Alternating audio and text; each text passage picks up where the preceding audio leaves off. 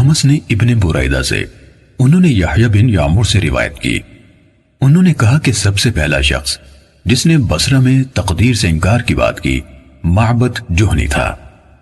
میں یعنی یحییٰ اور حمید بن عبد الرحمن حمیری حج یا عمرے کے ارادے سے نکلے۔ ہم نے آپس میں کہا کاش رسول اللہ صلی اللہ علیہ وسلم کے صحابہ میں سے کسی کے ساتھ ہماری ملاقات ہو جائے تو ہم ان سے تقدیر کے بارے میں ان آج کل کے لوگوں کی کہی ہوئی باتوں کے متعلق دریافت کر لیں۔ توفیق الہی سے ہمیں حضرت عبداللہ بن عمر بن خطاب رضی اللہ عنہما مسجد میں داخل ہوتے ہوئے مل گئے۔ میں اور میرے ساتھی نے ان کو درمیان میں لے لیا، ایک ان کی دائیں طرف تھا اور دوسرا ان کی بائیں طرف۔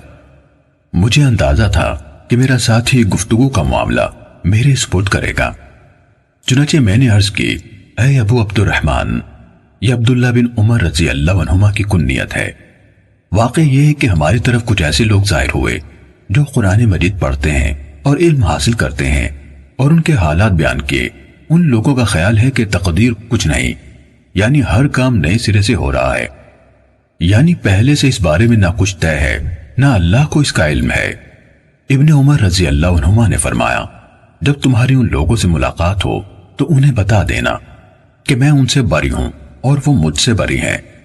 اس ذات کی قسم جس کے نام کے ساتھ عبداللہ بن عمر حلف اٹھاتا ہے، اگر ان میں سے کسی کے پاس احد پہاڑ کے برابر سونا ہو اور وہ اسے خرچ بھی کر دے تو اللہ تعالیٰ اس کی طرف سے اس کو قبول نہیں فرمائے گا یہاں تک کہ وہ تقدیر پر ایمان لے آئے۔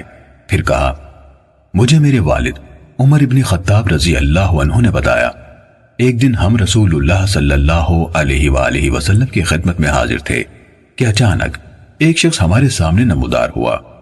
اس کے کپڑے انتہائی سفید اور بال انتہائی سیاہ تھے۔ اس پر سفر کا کوئی اثر دکھائی دیتا تھا، نہ ہم میں سے کوئی اسے پہچانتا تھا، حتیٰ کہ وہ آ کر نبی اکرم صلی اللہ علیہ وسلم کے پاس بیٹھ گیا اور اپنے گھٹنے آپ کے گھٹنوں سے ملا دیے اور اپنے ہاتھ آپ صلی اللہ علیہ وآلہ وسلم کی رانوں پر رکھ دیے اور کہا، اے محمد صلی اللہ علیہ وسلم، مجھے اسلام کے بارے میں بتائیے۔ رسول اللہ صلی اللہ علیہ وسلم نے فرمایا، اسلام یہ ہے کہ تم اس بات کی گواہی دو کہ اللہ تعالیٰ کے سوا کوئی عبادت کے لائق نہیں اور محمد صلی اللہ علیہ وسلم اس کے رسول ہیں۔ نماز کا اہتمام کرو، زکوٰۃ ادا کرو، رمضان کے روزے رکھو، اور اگر اللہ کے گھر تک راستہ طے کرنے کی استطاعت ہو تو اس کا حج کرو۔ اس نے کہا، آپ نے سچ فرمایا۔ حضرت عمر رضی اللہ عنہ نے کہا، ہمیں اس پر تعجب ہوا کہ آپ سے پوچھتا ہے اور خود ہی آپ کی تصدیق کرتا ہے۔ اس نے کہا، مجھے ایمان کے بارے میں بتائیے۔ آپ نے فرمایا، یہ کہ تم اللہ تعالیٰ، اس کے فرشتوں، اس کی کتابوں، اس کے رسولوں اور آخری دن یعنی یوم قیامت پر ایمان رکھو اور اچھی اور بری تقدیر پر بھی ایمان لاؤ۔ اس نے کہا، آپ نے درست فرمایا۔ پھر اس نے کہا، مجھے احسان کے بارے میں بتائیے۔ آپ نے فرمایا، یہ کہ تم اللہ تعالیٰ کی عبادت اس طرح کرو گویا تم اسے دیکھ رہے ہو، اور اگر تم اسے نہیں دیکھ رہے تو وہ تمہیں دیکھ رہا ہے۔ اس نے کہا، تو مجھے قیامت کے بارے میں بتائیے۔ آپ نے فرمایا، جس سے اس قیامت کے بارے میں سوال کیا جا رہا ہے وہ پوچھنے والے سے زیادہ نہیں جانتا۔ اس نے کہا، تو مجھے اس کی علامات بتا دیجئے۔ آپ نے فرمایا، علامات یہ ہیں کہ لونڈی اپنی مالکہ کو جنم دے، اور یہ کہ تم ننگے پاؤں، ننگے بدن، محتاج، بکریاں چرانے والوں کو دیکھو کہ وہ اونچی سے اونچی عمارتیں بنانے میں ایک دوسرے کے ساتھ مقابلہ کر رہے ہیں۔ حضرت عمر رضی اللہ عنہ نے کہا، پھر وہ سائل چلا گیا۔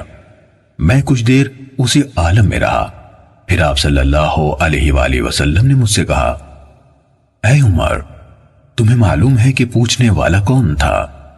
میں نے عرض کی، اللہ اور اس کا رسول زیادہ آگاہ ہے۔ آپ صلی اللہ علیہ وآلہ وسلم نے فرمایا، وہ جبرائیل تھے، تمہارے پاس آئے تھے، تمہیں تمہارا دین سکھا رہے تھے۔ صحیح مسلم حدیث نمبر 93۔ سبھی دوستوں کو السلام علیکم، دیکھتے رہیے اسلامک ٹاپک۔